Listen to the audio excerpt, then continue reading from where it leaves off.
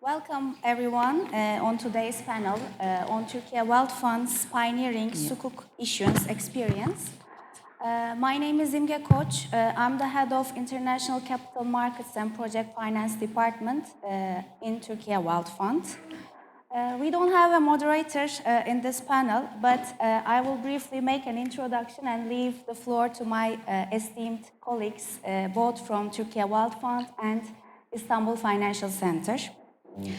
I'm excited to guide this interactive session where we will explore the strategic rationale behind the Sukuk issuance, the technical structuring and execution process, legal background and mechanics, lessons learned, and practical insights. This panel is designed as a workshop, so we encourage dialogue and we are open to questions from all of our audience here. I will begin the panel with a brief background on Türkiye Wealth Fund and a summary of our transaction. Afterwards, each of my colleagues will take the floor in turn to share their first-hand experiences and discuss different aspects of our issuance.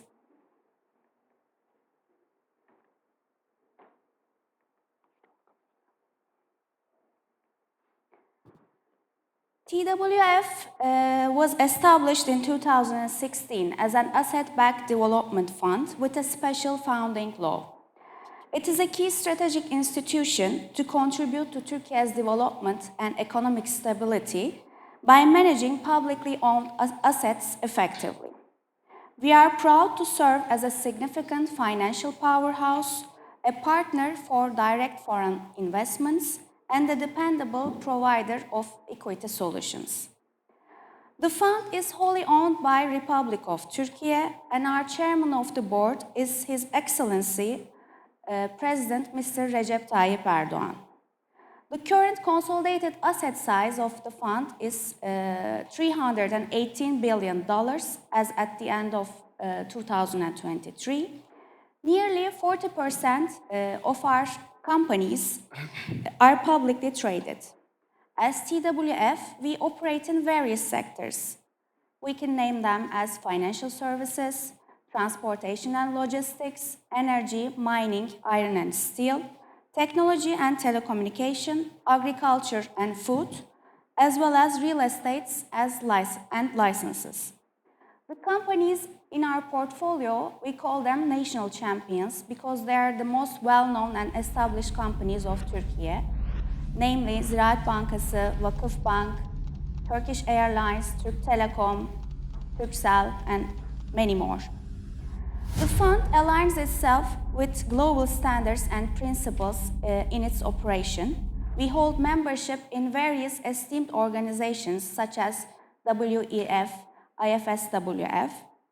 Our funding sources include project-based or direct borrowing. We have dividends from our portfolio companies. We have rental and royalty incomes. We have returns from asset sales, as well as we can have transfers directly from the government.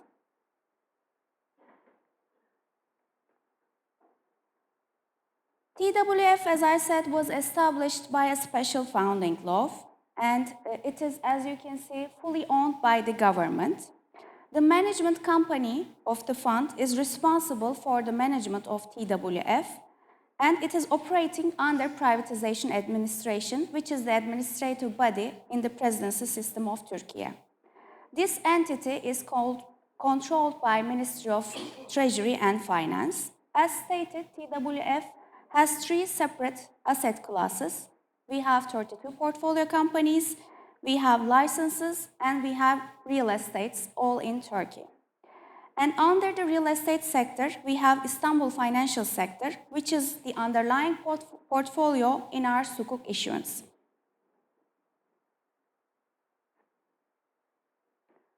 As the sole sovereign wealth fund of Turkey, one of our key mandates is to diversify and deepen the financial markets.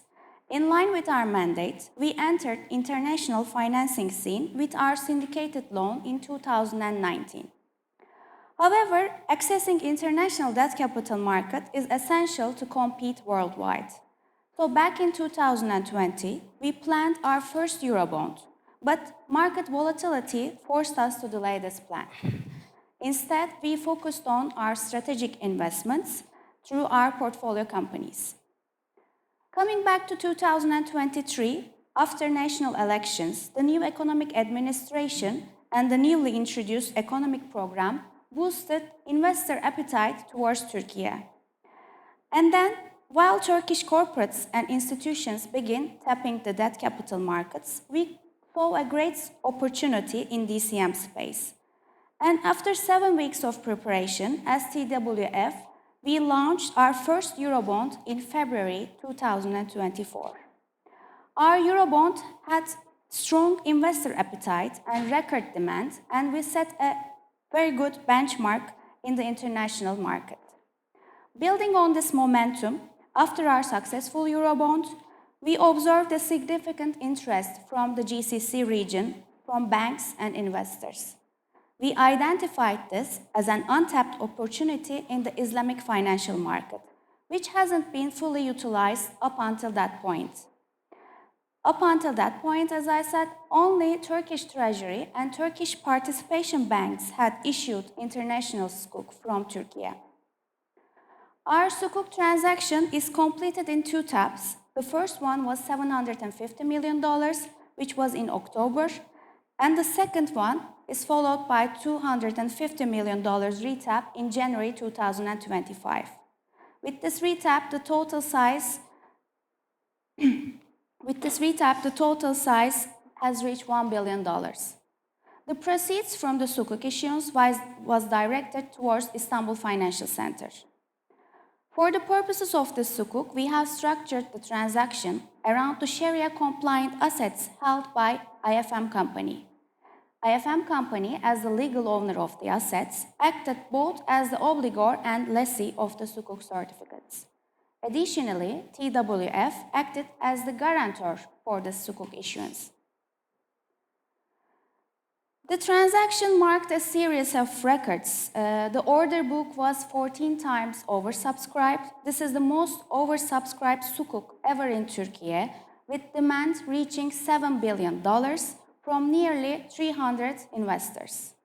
Thanks to this strong demand, the deal closed at a final yield of 6.95, which is reflecting a 70 basis points of tightening from the initial IPTs.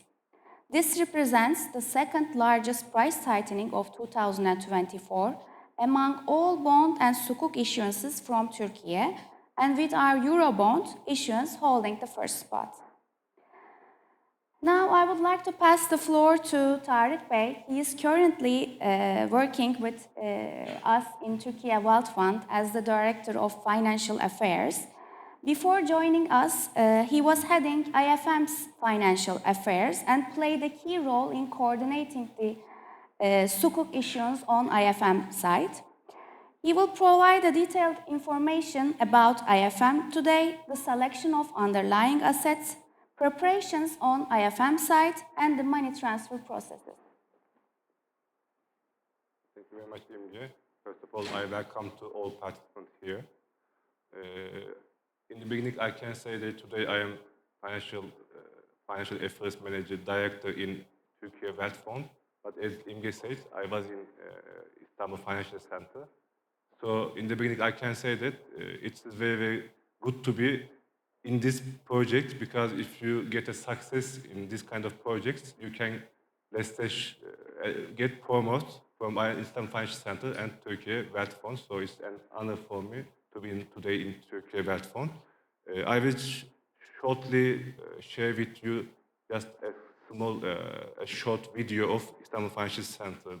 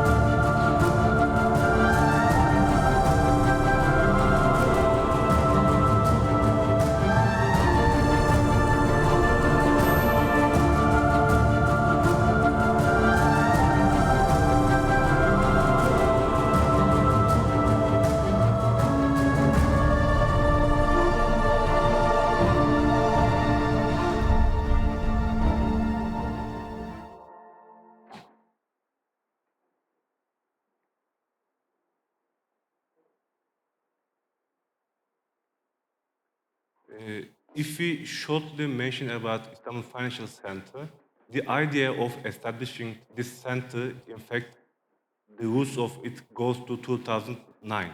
And the first strategic document was signed in 2011. So, and in 2020, the company exactly established. So in order to have such a complex thing, you have to share and you have to work for long years. It's not a for a short time planning, it's a long time planning result. And it is located, as you see, strategically at the heart of Istanbul and one of the Türkiye most strategic projects. And in the end, when it is totally opened, the only Istanbul Financial Center will have dollar-based rent revenue, and this will be based from 20% from the shopping malls areas and 80% from office side. And hopefully, the project will be completed, inshallah, next year in the first half. And it will be has the value $2.1 billion. But all the financial center area with other banks, the total project has almost $5 billion value. And there will be 100,000 square meter shopping mall, and approximately 350 tenants will be in this shopping mall from different areas and different things. And besides, there is 1.3 million square meter office area, and almost half of it, 500,000, belongs to Istanbul Financial Center. And as you see, there are lots of different companies, and some of them today are active and based on government companies like Vakıfbank, Ziraat Bankası, Halkbank, Kuvvet Türk, Ziraat Katılım, EPH, and let's say BDDK in Turkish. And these are all active now. And in this Sukuk time, in order to be, it should be Sharia compliant, you have to carefully choose which tenants are suitable for this Sharia compliant. And for example, we have faced with such a situation. They ask about EPH, which is English short is exist, Energy Exchange Istanbul. If it is suitable for the Sharia compliant or not, this was a discussion point for us, and in the end we saw that it is suitable, so we could give the building in which EPH is our tenant, and they accept this for this Sharia compliant thing. And for this Sukuk issuance, the other main thing is to work as a team in a whole at the same point of view. For example, when you discuss some issues with especially the lawyer side, my friend Gizem and Hasan will mention more about it, this trade view is very, very important, because if you cannot talk with your lawyers at the same point of view, unfortunately, to finalize the Sukuk documents, because there are lots of documents which are related with different topics, is getting harder and harder and getting longer time. And İmge, please correct me if I am wrong, while issuing this Sukuk, we don't have such a much time, right? We have a short time, and we have to finalize all the documents in this certain time, and at a successful point, like as İmge said, again, there was 14 times demand for this issuance. So not only time, also the key points, to determine key points in a short time is very, very crucial. These are the main things that can I mention about this issue. Thank you very much.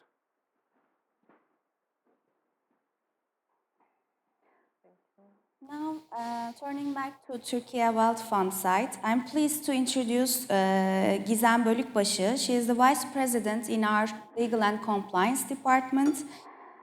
Gizem Hanım, could you please walk us through the key highlights of the legal work stream? We would also appreciate if you could elaborate on the structure of the Sukuk issue. Sure, thank you. It's a pleasure to be here with you today.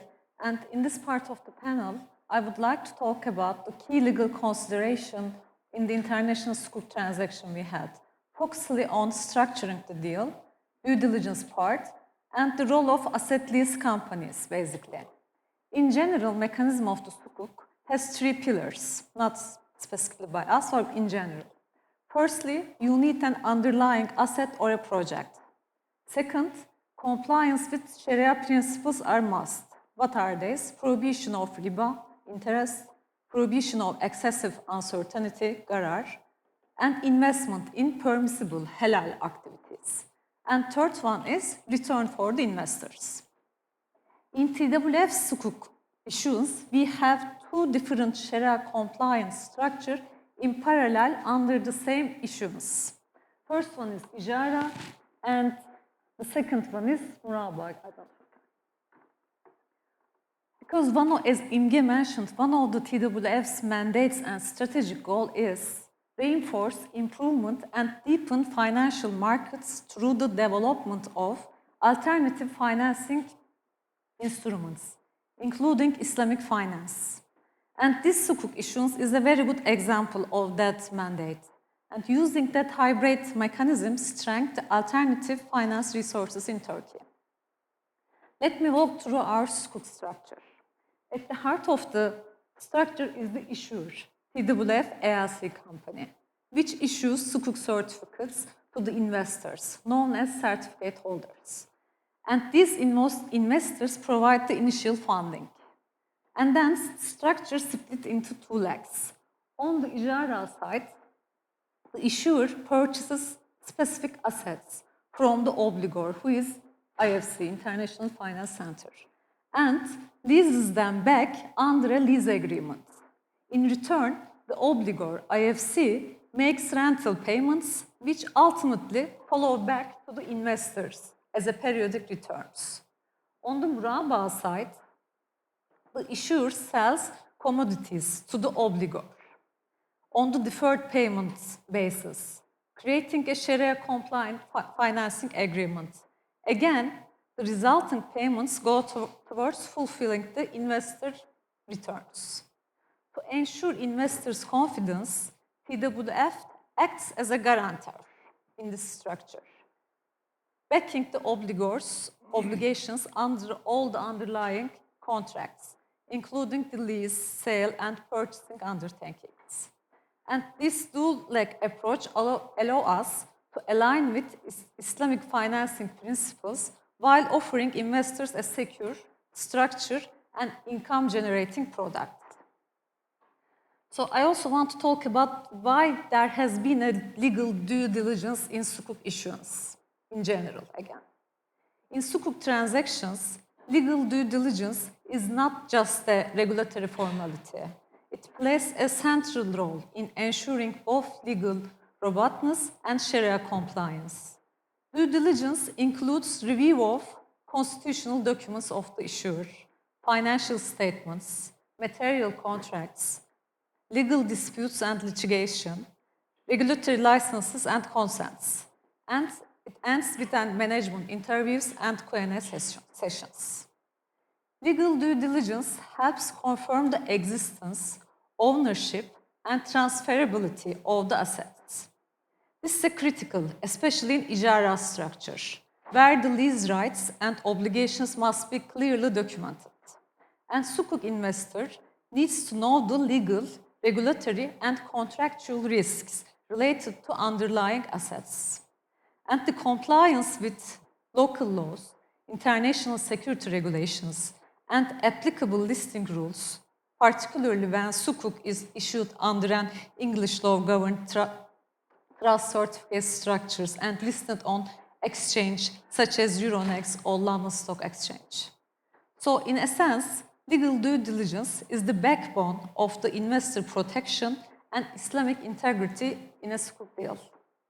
And lastly, I also want to talk about why do we establish an asset lease company? What is the logic of that? Why the issuer directly issues? Why don't the issues the certificates directly, but we establish an asset lease company? As I mentioned before, at the heart of the structure is the issuer, the asset lease company, or special purpose vehicle, which is typically established by the obligor or its group. In our structure, the ALC is established by TWF, which is also 100% shareholder of IFC. So you may wonder why is not the issued directly not by the obligor. So here are the key reasons. First, bankruptcy remoteness. The SPV acts as a bankruptcy remote entity, so which isolates the Sukuk assets from the originator's balance sheet and helps protect investors if in sponsor face insolvency, which will not be our case, but I'm talking about general and the logic behind the ALC companies. And the asset holding and leasing. Second reason is to establishing an ALC company's asset holding and leasing. The SPV is the legal owner of the Sukuk assets and enters into lease, ijara, or sale, muraba agreements. It ensures the asset of ownership and cash flows are structured clearly and legally. And the ALC acquired title to selected assets, which Hasan Ali Bey will talk about in details, and leased them back to the obligor, in our case to the IFC, and issued certificates to the investors, all while maintaining Sharia and legal compliances. And simultaneously, in our case, purchased commodities from a third-party supplier and sells to the purchased assets to the obligor on a deferred payment basis, added a markup price to the original cost. And the SPV distributes the periodic payments, profit and principal, received from the obligor to the investors as a periodic returns.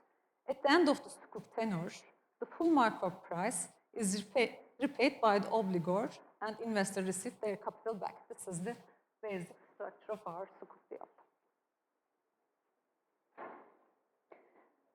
Thank you, Gizem. Now I'd like to bring in Hasan Ali Bey. He's the head of legal affairs in Istanbul Financial Center. Since this was Istanbul Financial Center's first sukuk, the process naturally involved some complexities. Hasan Ali Bey, we would appreciate your insights on key legal points, particularly around asset transfers and KYC processes. Thank you. Thank you, Imge. Bismillahirrahmanirrahim. I would like to welcome you all to Istanbul Financial Center as the only member of IFC's management company here.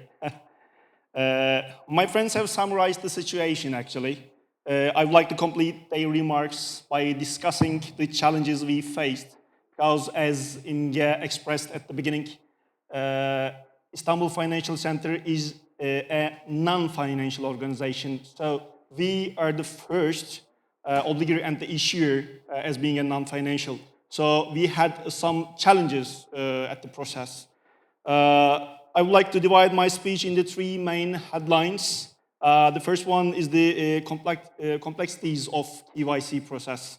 And the second one is the foreign currency restrictions. And the last one is the hurdles in real estate transfers to the ALC company. As I mentioned, IFC is a real estate management company. It's not a financial institution. As we all know, KYC is a mandatory process for financial institutions to identify and verify their clients. Its primary purpose is to prevent financial crime. As being a real estate company and an entity of Turkish wealth fund, KYC process proved to be extensive and time-consuming for us. Being a real estate company, management company, a non-financial institution, standard KYC procedures often required adoption and clarification. Each financial institution within the consortium, there were 10, I guess, at the consortium, conduct its own KYC process. So it led to varied interpretations for the requirements.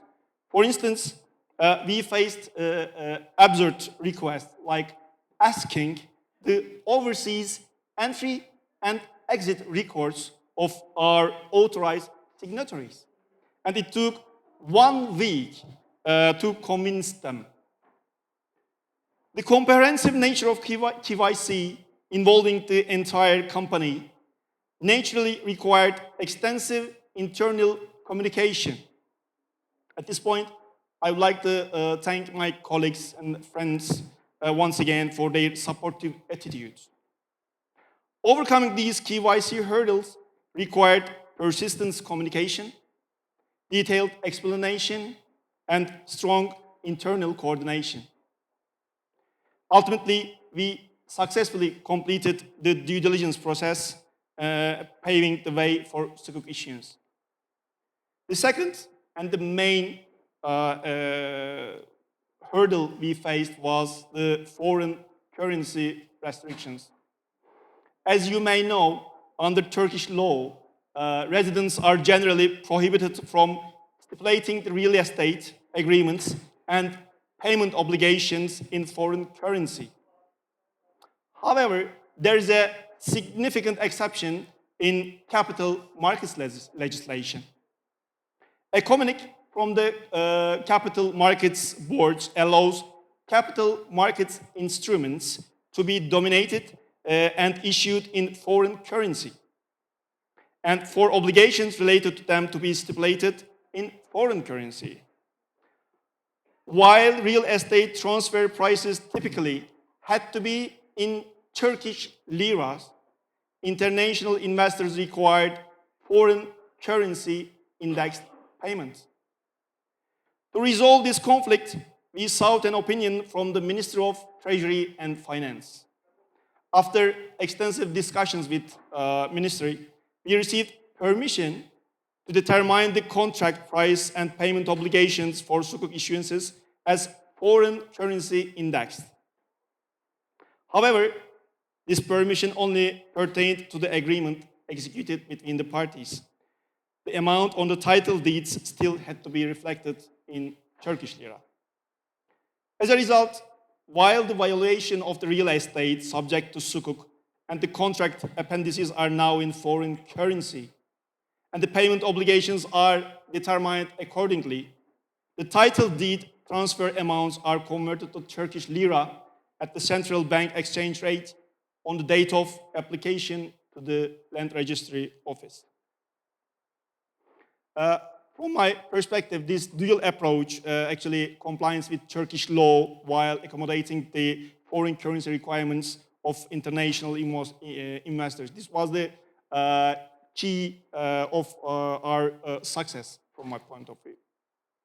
And the last, streamlining real estate title transfers was our last hurdle. After resolving the initial issue, we faced completing the title transfers for 186 properties to the ALC company within a limited time of 10 days. I would like to summarize how the process goes. Normally, you have to apply online to the office, Land Registry Office. You take a message at least the second day of your application. Then you made your payments. You go to office, sign the documents, and take your deeds. However, we are talking about 186 different properties. This means we had been making individual applications, which would have been impossible to be finished in 10-day deadline. To address this, we discussed this situation with Land Registry Office and received a permission to submit applications in groups of 10. This bulk application method significantly reduced the administrative burden. Even for a small group of 4 people, it took more than 5 hours to complete the application. From the perspective of Land Registry Office, instead of preparing 186 individual contracts, this grouping strategy allowed for the preparation of only 19 contracts. International Sukuk issuances in Turkey based on real estate certainly present unique challenges. However, we have seen that with the right strategies, collaboration with regulatory bodies, and strong teamwork, these hurdles can be removed. As I mentioned before, the dual approach we received from the ministry was the key to the successful completion of the transaction. Thank you. Can I add something, Hasan, to your speech? For example, at KYC process, one of the well-known companies, we are asking them, how can you classify our company in your system? And we couldn't get answer from them. Even they couldn't get reply this question, right? Yeah. So we have lost 1 or 2 days. And also, as far as I remember, in land registry office, the person who is related with this trade registry was ill or we couldn't find him. So we have had to wait again 1 or 2 days. In this whole process, everything is, sometimes you cannot calculate the person, you cannot calculate and cannot know the situation, how it changed. So this was some of the cases we faced. Thank you very much, Hasan Ali Bey.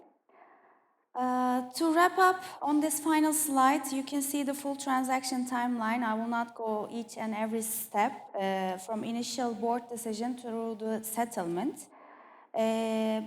But I would like to highlight some important steps for us. One thing that I would like to mention is the non-deal roadshow and the deal roadshow. This was an essential step in our Sukuk issuance. First, we did a non-deal roadshow. We engaged with the investors and we gathered their initial feedback before going out for the announcement. And after the NDR, we conducted in-person meetings both in GCC region and in London, and as deal roadshow. And this is very much important, especially if you're in the Islamic finance markets, where direct communication are highly valued.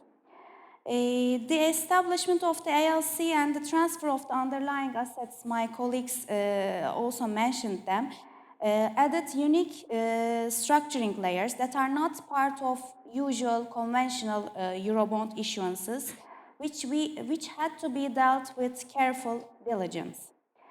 All of these steps highlight both the complexity and the strategic opportunity that Sukuk provides in diversifying funding sources and broadening investor reach.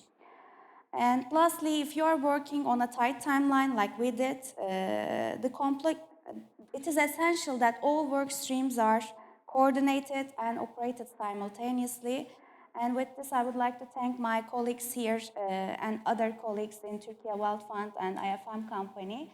We are very proud to successfully finalize this transaction and set a benchmark in Turkey's Sukuk market.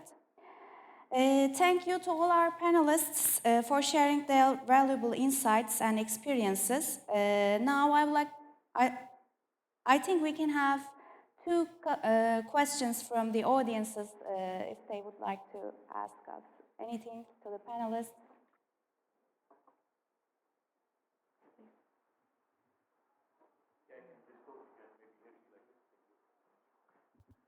Thank you very much. It's really very insightful discussion, and great to see IFC and the Sukuk market flourishing here. I think everybody is looking at Istanbul and Turkey as a center for Islamic finance. I have 2 questions here. One about IFC. Most of the financial centers, they have fintechs and the box accelerators and so on. You mentioned it's only real estate. So do you have anything about plans to have a fintech ecosystem? You license fintechs or you help fintechs part of this, because this is very important for even fintechs coming from other markets which would like to come and work with you. That's one for you. And for the Sukuk, I need to ask, I think there is a new IOFI standards which was debatable. I would like to ask you, are you implementing this one? Do you have any thoughts about it? That's the 2 questions. Thank you very much and very well done from all of you. Thank you. Let me take the first one. I'm not sure if you had any chance to travel around the IFC. Not yet, but it's very nice. from far, from it's totally 1,100,000 square meter office buildings. Yes. We have 3 different areas actually. We are now in the second one, which is banking area. And the one at the left side when you go out is fintech zone. Yeah, fintech zone, which we are now planning to incorporate Technopark at that zone. So I am sure that fintech, it will be a special area for fintech companies, national or international. So in 2026, I guess, it will start its operation. Thank you so much. That's good. I have a company called Fintech Bazaar. It's like Egyptian Bazaar you have here as well. So can Yeah, be it will part be our of you. pleasure to meet you there. Yeah, thank you. I can answer shortly. For the So IOF, we are yeah. in contact with the banks from the region, GCC region, and also we are in contact with the legal advisors in the region. What I heard of is it is still uncertain. There's still uncertainty in true. the standards. How will it finalize? We don't know. But I think that's my opinion and hope. It will not jeopardize future transactions. And this is what we are looking for. Yeah. Thank you so much, I understand. Thank you.